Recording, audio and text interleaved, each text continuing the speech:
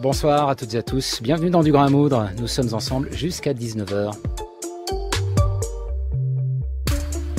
Tous les 4 ans, c'est la même chose. Les fabricants de téléviseurs profitent de la Coupe du Monde de football pour vendre de nouveaux postes plus performants. Mais cette année, investir dans une nouvelle télé ne suffira peut-être pas pour suivre la compétition dans les meilleures conditions, car une menace plane au-dessus des supporters.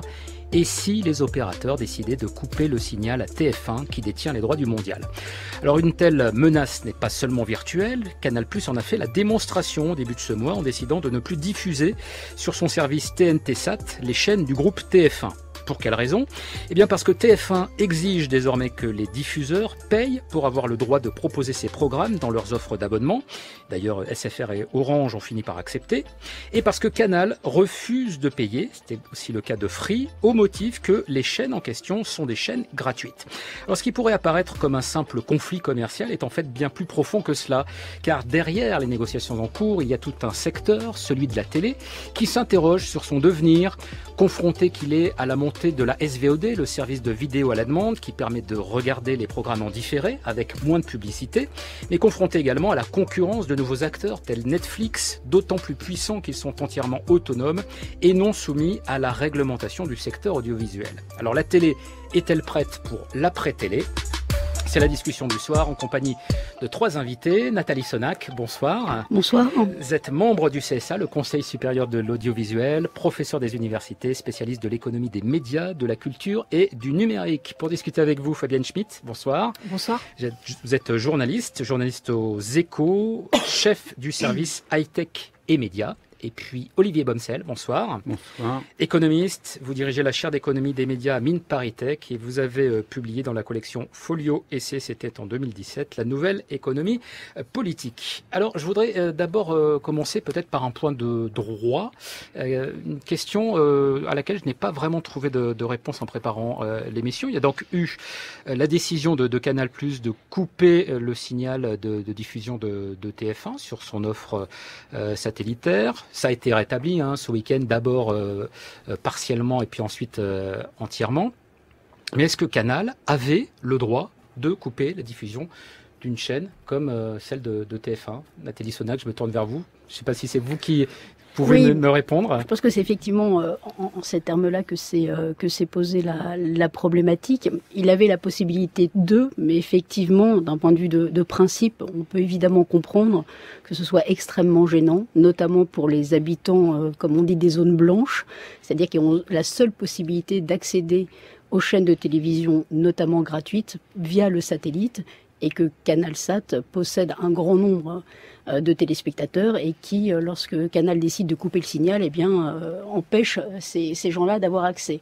Alors, est-ce que maintenant, ils avaient le droit? Oui, dans la mesure où il existe de toute façon un autre acteur qui s'appelle FranceSat et qui donne accès à tous ceux qui regardent la télévision via le satellite aux chaînes de télévision gratuites. On peut d'ailleurs poser la question à l'inverse, c'est-à-dire est-ce qu'une chaîne peut priver un diffuseur de ses programmes? C'est ce que TF1 a tenté de faire avec Orange en refusant l'offre en VOD, c'est-à-dire la vidéo à la demande, Fabienne Schmitt, mais tout en continuant à diffuser ses programmes de flux. C'est parce que TF1 n'avait pas la possibilité d'empêcher Orange de diffuser ses chaînes? Oui, voilà, en fait, c'est assez complexe.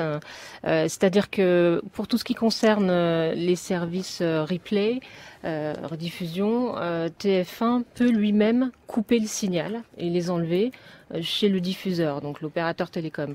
En revanche, s'il veut que l'opérateur télécom enlève TF1 de ses bouquets, il est obligé d'en faire la demande auprès de l'opérateur télécom. Il ne peut pas l'enlever lui-même directement. Est-ce que ça donne déjà une petite idée du rapport de force qui existe dans ce secteur, Olivier Bomsel? C'est-à-dire que finalement, ce sont les diffuseurs, ceux qui ont les tuyaux, qui ont peut-être un petit peu plus de pouvoir que ceux qui produisent le contenu? Non, c'est l'inverse.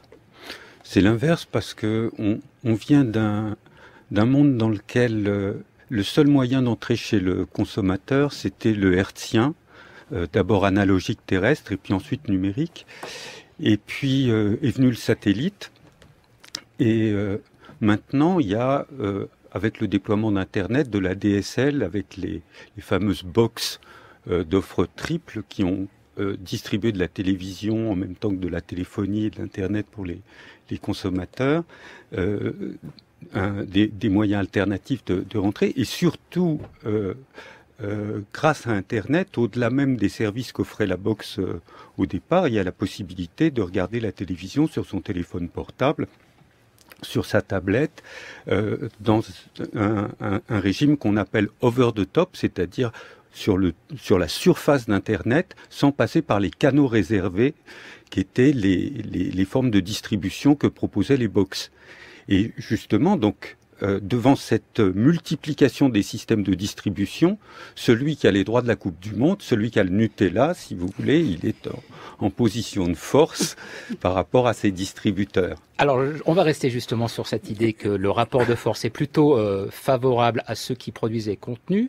Est-ce que c'est la raison pour laquelle TF1 s'est senti suffisamment fort pour tenter de négocier de nouveaux tarifs pour auprès des opérateurs que sont Orange, que sont Free, que sont Bouygues. Alors Bouygues c'est un petit peu particulier parce que ça fait partie de la même maison, même si paraît-il il y a quand même eu des négociations, que sont aussi Canal+, en disant voilà, nous, on a des contenus qui sont de qualité. Vous, les offres d'abonnement que vous proposez à des tarifs qui sont quand même pas négligeables, elles se basent justement sur la richesse de notre offre. Donc, il n'y a aucune raison pour que vous ne nous donniez pas d'argent, et beaucoup plus d'argent que ce qu'on perçoit aujourd'hui. Nathalie Senac.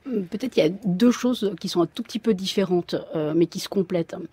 Il s'avère que les services qui sont offerts par le groupe TF1, en l'occurrence, mais M6 fait exactement la même chose, ce sont des services ajoutés, donc ces services premium, c'est-à-dire la possibilité de voir la télévision dite de rattrapage, donc la catch-up, ou encore des services tels que Over the Top, avec la possibilité, d'un point de vue technologique, de redémarrer, de regarder le film à un moment où je veux. Donc ça, ce sont des services que TF1 appelle premium, et c'est cela dont TF1 demande, et dont les groupes de télévision demandent une rémunération. C'est pas complètement sur les services qui existaient déjà. Donc, même si c'est pas très clair, quand on voit les interviews de Gilles Pélisson, le directeur TF1, on sait pas très bien s'il veut vendre ses services premium ou si c'est pas le package global. Mais c'est deux choses. C'est-à-dire qu'à la fois, la raison pour lesquelles il s'est mis à les proposer à la vente, c'est parce que ce sont des services premium, mais dans le même temps, même si ce sont des services qui sont gratuits, il est comme TF1, TMC et les autres chaînes de télévision du groupe, ça représente de la valeur pour les opérateurs privés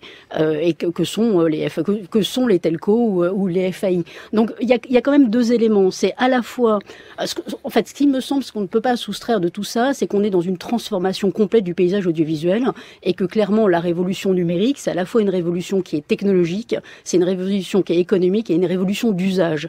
Et TF1, dans sa demande de rémunération par les telcos de ces services, c'est à la fois, c'est en même temps, si j'ose dire, des services premium, ils demandent une rémunération, mais de façon plus générale, de bien faire comprendre, et là je rejoins complètement Olivier, que la valeur ne se trouve évidemment pas dans le transport du contenu, mais qui est le contenu. Quand vous dites les telcos, ce sont quoi, les opérateurs télécommunications? Oui, pardon, les opérateurs télécommunications, voilà. Et les fournisseurs d'accès. Ce sont le fournisseur d'accès à Internet. Et les fournisseurs d'accès à Internet, pardon. Fabienne Schmitt. Bon, en réalité, la demande de TF1 a été assez osée au départ, parce que finalement, TF1, c'est un peu le petit pousset face à des géants, quoi. Orange, c'est 40 milliards de chiffre d'affaires. Donc, c'est beaucoup plus gros que TF1. Donc, on parlait du rapport de force tout à l'heure. TF1, c'est 2 milliards. Niveau financier, c'est sans commune mesure. Donc, c'était assez osé de la part de TF1.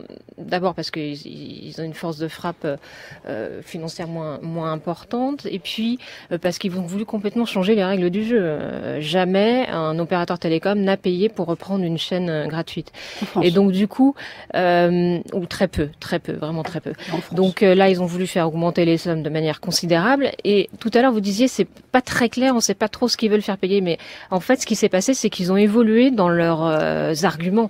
C'est-à-dire qu'au départ, ils sont arrivés avec les grands sabots en disant, voilà, on veut faire payer des services ajoutés, puis on veut faire payer le signal, c'est-à-dire bien la chaîne elle-même, la chaîne TF1 elle-même. Et ça, c'est quelque chose qui a été qui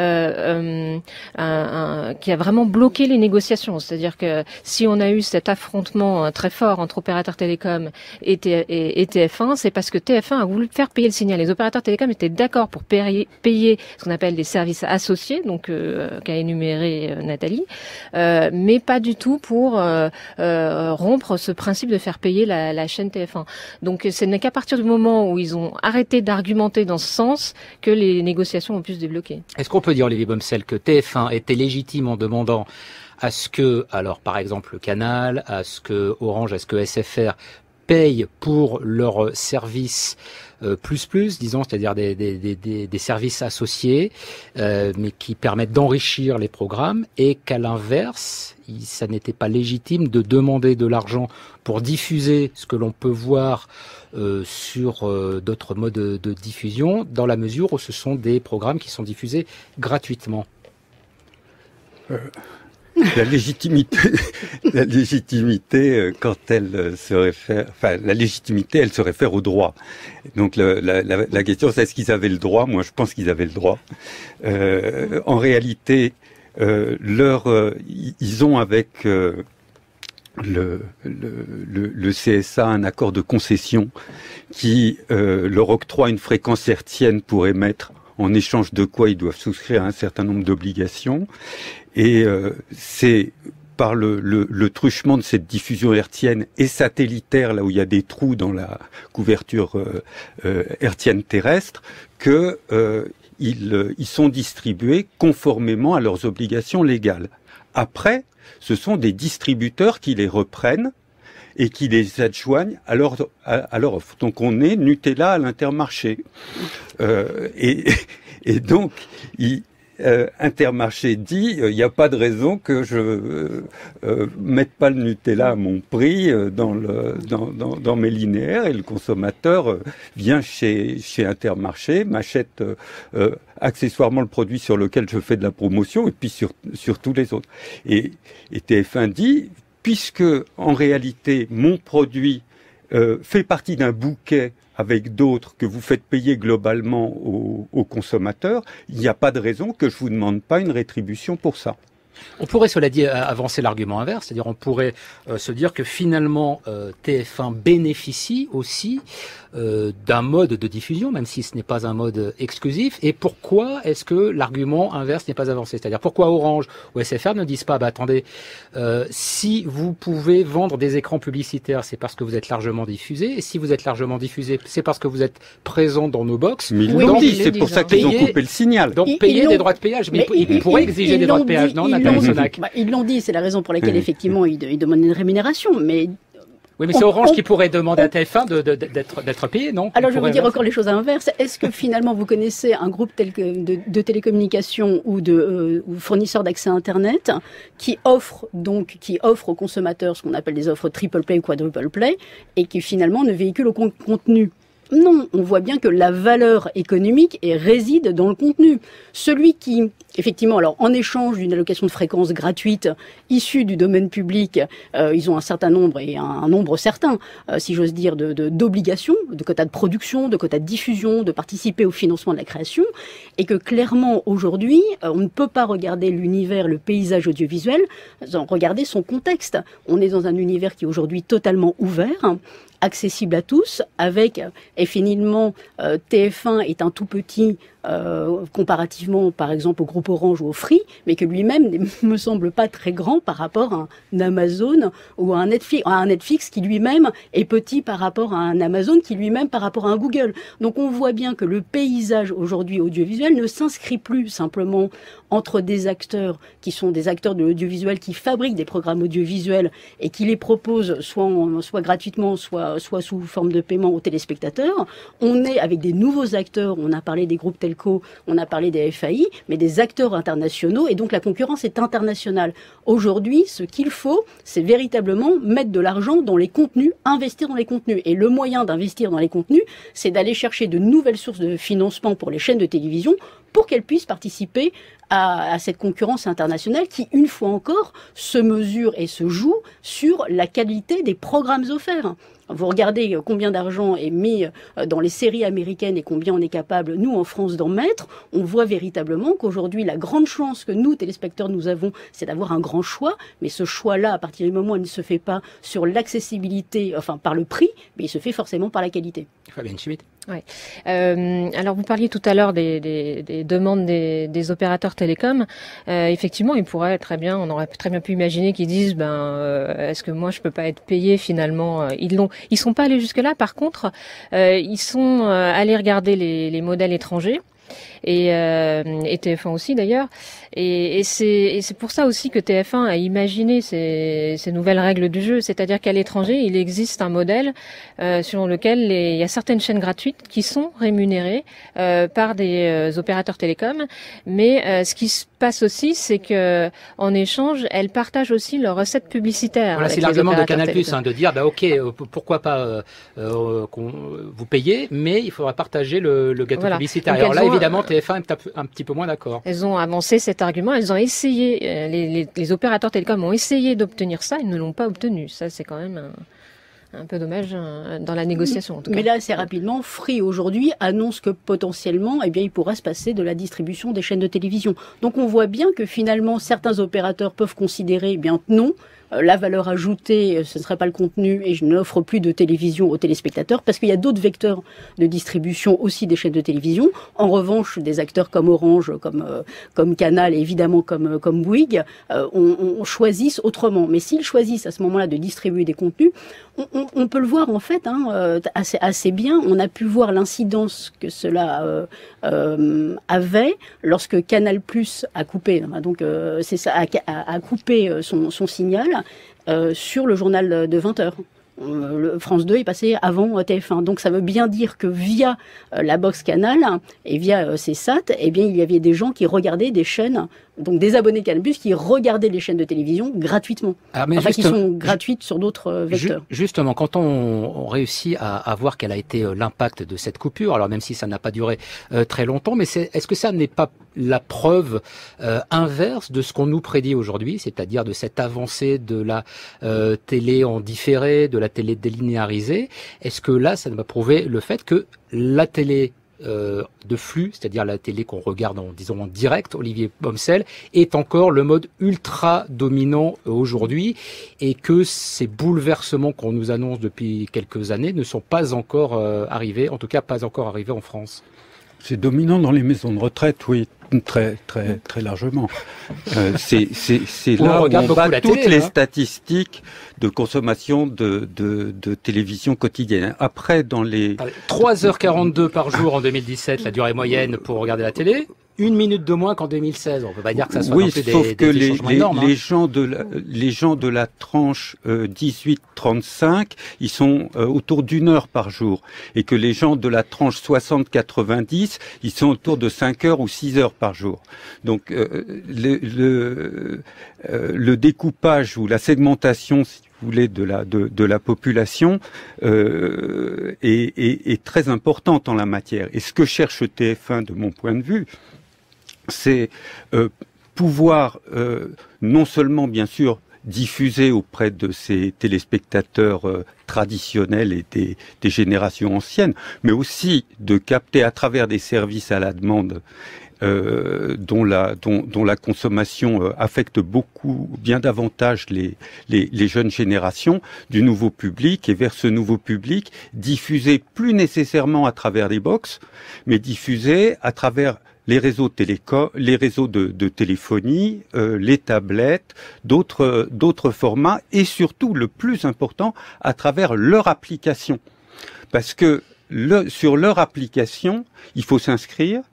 Donc on sait nommément qui regarde, on peut lui adresser des messages publicitaires profilés, personnalisés, et on a d'une certaine manière un panier moyen par consommateur qui est bien supérieur à ce qu'on obtient dans les maisons de retraite à 6 heures de diffusion par jour. Alors que quand on passe par un opérateur, c'est l'opérateur qui contrôle les données. Absolument. Et qui peut lui justement ajuster son offre. Absolument. Oui, donc du coup, on voit bien que ça soulève de nouvelles problématiques. Ça soulève la problématique de la donnée privée, de l'accession du distributeur à de la donnée privée. Ça pose la question de la loyauté des plateformes. Ça pose la question... donnée client en la matière. Alors la donnée client... C'est pas de la donnée privée, c'est de la donnée client. Parce que celui qui s'inscrit est client de l'éditeur. Oui, mais c'est quand même là la question du service public pourrait se poser, parce que si nous sommes tous des clients et non pas des usagers, ça pose un problème de démocratie. Enfin, rappelons quand même que nous ne sommes pas en train d'échanger sur des boîtes de petits pois ou sur les automobiles, mais sur des vecteurs de démocratie que sont encore que sont encore, Olivier, les médias. Je mettrai quand même un petit bémol sur les propos, même si c'est pas que je partage, c'est que factuellement on constate que les plus jeunes regardent moins la télévision, ce qui ne veut pas dire qu'ils regardent moins les programmes audiovisuels. Parce que M6, toutes ces émissions qui s'adressent aux plus jeunes, ceux-ci sont regardés en replay et ils sont regardés sur un autre écran. Donc il ne faut pas non plus confondre ma capacité à regarder des programmes audiovisuels via un écran de télévision avec ma capacité de regarder ces mêmes programmes audiovisuels sur mon iPhone, sur ma tablette ou sur mon portable, sur mon ordinateur, ce que font les 16-35 ans et peut-être un peu moins les amis d'Olivier qui sont en maison de retraite. Les chiffres que j'évoquais, c'était les gens qui sont devant leur poste de télévision, donc 3h42 en moyenne par jour en France. Est-ce que c'est quelque chose qui est relativement stable malgré tout, même si ça n'empêche pas que la télévision en différé progresse énormément, Fabienne Schmitt, oui. Mais est-ce qu'il y a quand même en tout cas aujourd'hui une nécessité pour les chaînes de télévision à investir, et quand on dit investir, c'est aussi investir financièrement et de manière assez forte, ces nouveaux terrains de jeu, disons. Bien sûr, on voit bien que les usages se déplacent. Alors, les États-Unis ont toujours un temps d'avance sur nous et c'est le sens de l'histoire. Hein. La nouvelle consommation des médias, on a de nouveaux acteurs comme Netflix qui donnent l'impulsion. Donc les chaînes doivent naturellement se diriger vers ces nouveaux modes de consommation. Et je dirais même peut-être les pousser. Elles ont un rôle aussi de les impulser, si elles veulent elles-mêmes être les acteurs majeurs de ce nouveau monde, il faut qu'elles donnent l'impulsion. Elles l'ont déjà fait, elles sont déjà développées depuis quelques années, mais tout ça va très lentement en France, où on a un pays où les choses bougent très lentement, et aujourd'hui c'est plutôt quand même, on a plutôt le sentiment que c'est plutôt les nouveaux acteurs, les GAFA, et pas forcément les acteurs traditionnels de la télé qui sont en train de construire le monde des contenus audiovisuels de demain. Et est-ce que c'est en demandant de l'argent aux opérateurs que ça va permettre à des chaînes comme TF1 de pouvoir mieux aborder ces enjeux-là? Manifestement, alors avec Orange, on est autour d'une négociation, je crois 12 millions d'euros par an, hein, je crois que c'est à peu près entre 10 et 15, mais alors, plutôt plus près de 10. Voilà, s'ils arrivent à négocier avec l'ensemble des opérateurs, ça fera quoi? Peut-être une cinquantaine, une soixantaine de millions d'euros pour affronter un Netflix. On se doute que ça ne va pas suffire. Est-ce que la pub, par exemple, pour faire de la télévision délinéarisée, est-ce que ça suffit aussi, sachant que le marché de la pub sur Internet est quand même capté par des gens américains que sont Facebook et Google? Comment est-ce qu'on trouve les ressources finalement pour être compétitif sur cette nouvelle façon de faire de la télé, Fabienne Schmitt? C'est toute la problématique du patron de TF1 en fait. Lui, sa mission, c'est effectivement d'aller chercher des ressources ailleurs. Aujourd'hui, on est dans un environnement déclinant pour les recettes publicitaires des chaînes de télévision.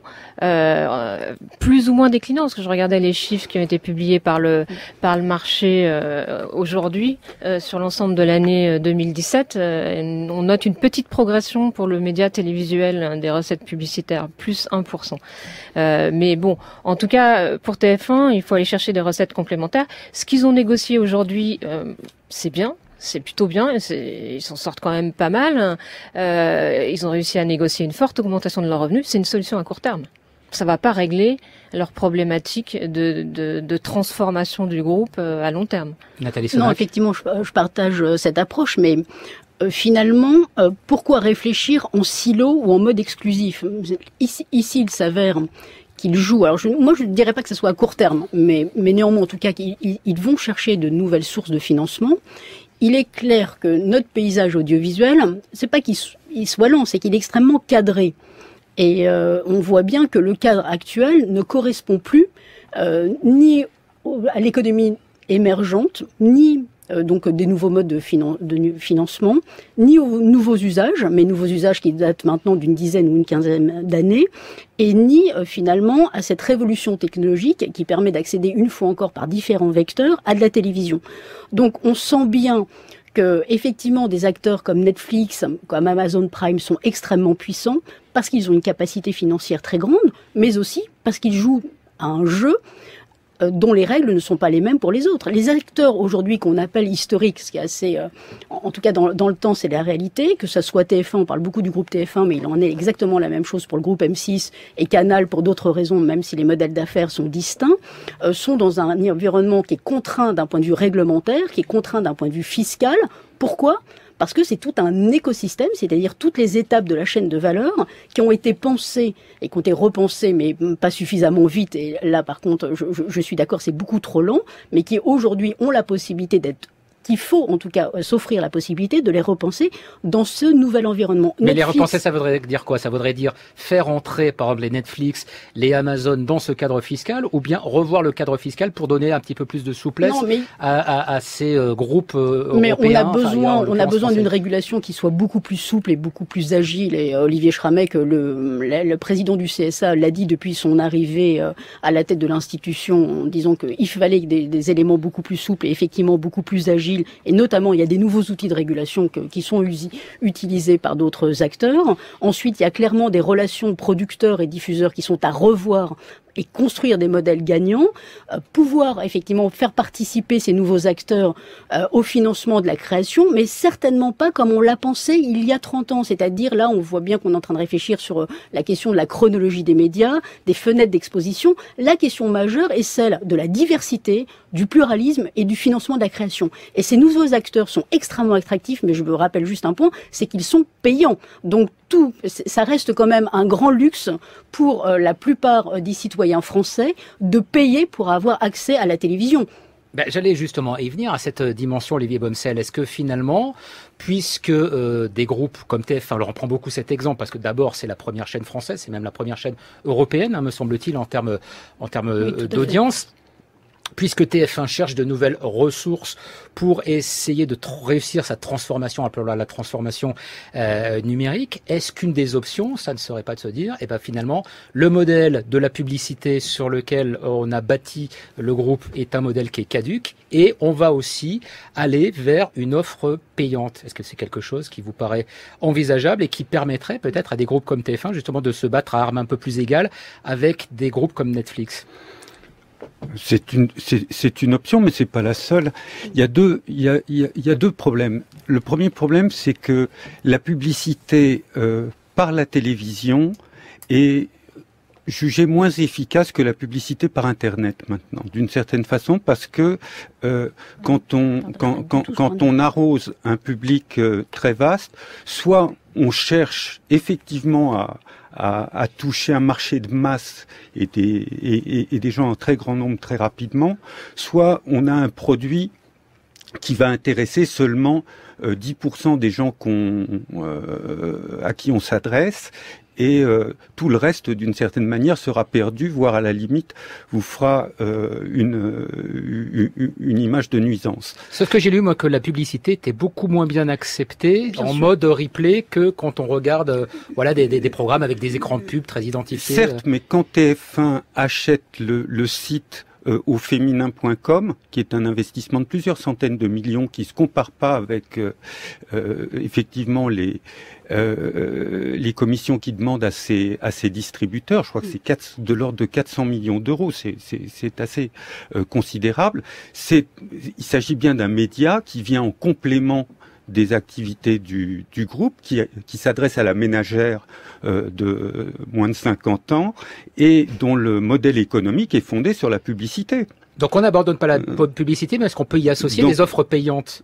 Donc, premier point, il s'engage dans une diversification des supports publicitaires et des programmes autour desquels ils vendent de la publicité. C'est un point très important. Et puis, par ailleurs, sur tout ce qui est le replay, etc., pour lequel ils payent aux ayants droit des suppléments pour avoir le droit justement de proposer les contenus en rattrapage, ils peuvent très bien imaginer de faire des offres payantes. Je crois que quand ils ont lancé le feuilleton qui s'appelle La Vengeance aux yeux clairs. Ils l'ont proposé en prédiffusion sur leur tablette, sur MyTF1, à leurs abonnés, moyennant rémunération. Donc ils sont déjà sur ce modèle. Est-ce qu'on pourrait aller vers un système un peu hybride, justement, c'est-à-dire avec et de la publicité et certains services qui seraient payants? La question, elle s'est posée à la radio, et notamment à Radio France à un moment donné, c'est-à-dire qu'on proposait des podcasts qui, plus ils marchaient, plus ça coûtait cher à l'entreprise, parce qu'il fallait payer des tuyaux, disons, de plus en plus gros, et s'est posé la question de savoir si on allait faire payer aux auditeurs ou pas. Est-ce que cette question, elle se pose dans le secteur de la télé, notamment pour les chaînes privées, Fabienne Schmitt? Elle se pose parce qu'il y a des modèles économiques qui sont à réinventer. Maintenant, est-ce que le téléspectateur sera d'accord pour payer quelque chose qu'il a gratuitement aujourd'hui? Ça, c'est quand même supprimer un privilège. Je suis pas sûre qu'on paye pour avoir. Si on pousse l'idée à son extrême, payer pour avoir TF1 par exemple. Et ça veut dire que quoi, que TF1 est considéré comme une sorte de service public, en tout cas remplit une mission de service public? C'est des chaînes gratuites, d'une certaine manière. Quand le téléspectateur a l'habitude de ne pas payer, vous avez quelque chose, vous avez l'habitude, je sais pas, Radio France, vous avez le café gratuit, et demain on vous le fait payer, vous n'êtes pas d'accord. C'est un peu la même chose. Donc, ce qu'il faut savoir, c'est que sur ces modèles économiques, en fait, le marché de la publicité sur ces nouveaux médias, pour l'instant, il représente très peu de revenus pour les chaînes de télévision. TF1 sur le replay, c'est vraiment pas grand-chose. Les revenus publicitaires engrangés par l'écran publicitaire de TF1, l'écran traditionnel, est beaucoup plus important que sur tous ces nouveaux services, en tout cas. Olivier Bomsel et ensuite Nathalie Sonac. Ce qui est très frappant, c'est que à la télé, il y a beaucoup de types de programmes. Vous avez des news, du sport, du divertissement, la météo, le tirage du loto, que sais-je. Et puis vous avez la fiction. La fiction, c'est un récit au passé. Le récit au passé, rien ne vous oblige à le consommer à heure fixe. Donc c'est sur ces produits-là que fonctionne une nouvelle forme de demande. Et ce qui est important, c'est que dans le à la demande, c'est la fonction de demande qui change. La demande, c'est plus une demande de mobilisation d'une case ou d'occupation d'une soirée, c'est une demande de récit. Et donc, les chaînes de télévision qui programment des récits, et en particulier des récits sériels, dont les narrations feuilletonnent et sont capables de tenir le consommateur en haleine avec des cliffhangers, du suspense, etc., peuvent très bien provoquer chez lui l'envie de regarder la suite très rapidement, le décrochage, si vous voulez, et à partir de là, il peut y avoir un consentement à payer pour quelque chose. Donc, tant qu'on est dans la diffusion d'un épisode d'un épisode bouclé d'une série comme Les Experts, que les chaînes que TF1 par exemple programme dans l'ordre qui lui convient, le téléspectateur voit pas l'utilité de payer pour un épisode en replay. En revanche, dès qu'il fabrique une série feuilletonnante dans laquelle il y a un récit qui se poursuit, la demande change. Et ça peut entraîner un consentement à payer. C'est comme ça que fonctionne Netflix. Et d'ailleurs, ça pourrait clarifier aussi peut-être le paysage audiovisuel au moins français, Nathalie Sonac. C'est-à-dire, on aurait un secteur privé qui serait en partie payant, et puis un secteur public qui serait entièrement gratuit, financé par la redevance, qui est une source de financement évidemment importante, qui permet peut-être d'ailleurs à la télé publique d'envisager l'avenir de manière un petit peu plus sereine, finalement, que la télé privée. Non, ce qu'on voit bien, en tout cas, c'est que c'est en mouvement, et qu'en aucun cas, pour l'instant, les choses ne sont figées, ni dans les usages, ni dans les nouveaux modèles. Les chaînes de télévision sont en train de chercher de nouvelles sources. On a effectivement la publicité sur le net. Alors, je partage pas le même point de vue qu'Olivier sur la publicité, comme quoi elle est plus efficace sur Internet. Elle reste extrêmement efficace en télévision, parce que ça reste un écran. On sait quand, on sait qui il y a derrière, on sait comment. Elle n'est pas coupée n'importe comment. Et donc, il y a un brain content quand même qui est assuré. C'est ça qui parle. C'est effectivement, Olivier, tu as raison de le rappeler. Non, mais c'est pas simplement le CSA qui parle. Les dernières études ont mis en évidence l'écran que pouvait représenter la publicité à la télévision. Bientôt avoir un pouvoir de régulation des médias en ligne, donc ils vont peut-être évoluer.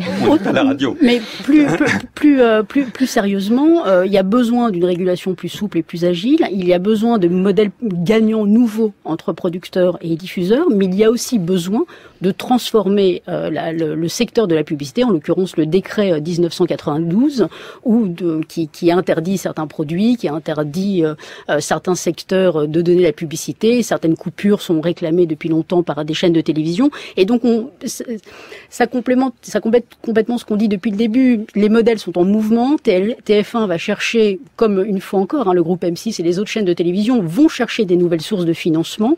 Clairement, la publicité, c'est parce que ça fait une dizaine d'années que le trend est complètement stable, qu'elle n'a pas été renouvelée, qu'elle ne s'est pas renouvelée. On est resté avec des règles anciennes qui fait qu'elle n'a pas pu constituer, à la différence des autres pays européens, un levier de croissance. Il ne reste pas moins qu'il y a toujours la possibilité, on parle actuellement d'une possible grande loi de l'audiovisuel et de transformation, on est exactement à ce moment phare où on peut transformer à chaque étape, à chaque point, pour chacun des acteurs de la chaîne de valeur se mettent à l'ordre du jour, et pour pouvoir beaucoup mieux armer nos acteurs traditionnels et nos acteurs nationaux surtout, et européens, d'abord européens, ensuite nationaux, face effectivement à ces nouveaux acteurs que sont encore les GAFA, qui, une fois encore, pardon de le rappeler, mais ça me semble extrêmement important, sont quand même dans une asymétrie réglementaire et une asymétrie fiscale qui fait qu'ils peuvent jouer dans un Eldorado lorsque les autres sont dans des règles qui sont celles aussi, et qui participent au financement de la création, et c'est quand même là la question qui est la question clé. Alors, asymétrie réglementaire, asymétrie fiscale, et puis asymétrie financière. Dernier élément peut-être qui permet aussi, ou qui permettrait aux sociétés audiovisuelles françaises et européennes d'être peut-être un petit peu plus dans une compétition, peut-être pas d'égal à égal, mais enfin un petit peu plus équitable avec ces géants américains. Ça pourrait être dans le cadre d'alliances. On parle depuis déjà quelque temps d'une plateforme européenne qui serait un Netflix européen. Est-ce que ça, c'est quelque chose qui avance, Fabienne Schmitt? Est-ce qu'on peut imaginer que TF1, M6 et puis des chaînes d'autres pays se mettent ensemble pour essayer d'offrir une offre concurrente face à Netflix? C'est la meilleure réponse qu'elles puissent offrir. Encore faut-il se mettre d'accord. Et elles y ont pensé. Il y a eu des tentatives de discussion très nombreuses ces dernières années. D'abord en petit comité entre TF1 et M6, ensuite avec un comité beaucoup plus large associant France Télévisions et puis Orange. Et finalement, à chaque fois, ça a échoué, quoi. C'est assez complexe à mettre en œuvre. On entend que France Télévisions relance un peu cette idée et veut s'associer à des partenaires publics européens pour être plus fort. J'ai envie de dire, c'est pas gagné. Mais ce serait une très bonne réponse, et probablement la meilleure qu'on puisse avoir vis-à-vis des Netflix, Google et compagnie. Que pense Nathalie Sonac du CSA de cette perspective ? Je pense que c'est indispensable d'avoir une réponse au niveau européen, et que effectivement c'est le seul terrain sur lequel nous pouvons jouer. Alors il s'avère qu'il y a 2 ans, les chaînes de télévision, lorsqu'elles ont demandé une rémunération auprès des opérateurs, ça paraissait impossible. Il est apparu pendant de nombreuses années que c'était impossible de s'entendre. Une fois encore, je crois que nous sommes dans le moment propice où les choses peuvent devenir possibles. Et celle-ci me semble une très bonne idée. Olivier Bomsel, un Netflix européen, vous y croyez, vous ? Absolument pas. C'est un pur fantasme. Ce que je vois et qui me frappe beaucoup, c'est que la BBC est capable de produire avec Netflix et avec Amazon Prime 10 fois plus, voire 20 fois plus de séries et de programmes de fiction de très haute qualité que la France n'en produit.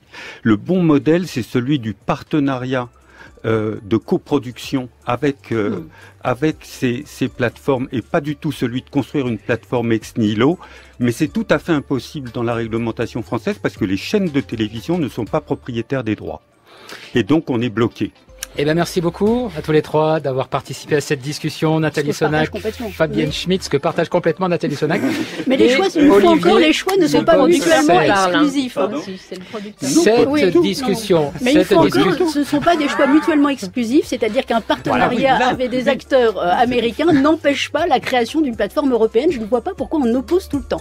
Collaborons et partageons, c'est ça l'économie numérique. Le dernier mot a donc été signé par Nathalie Sonac.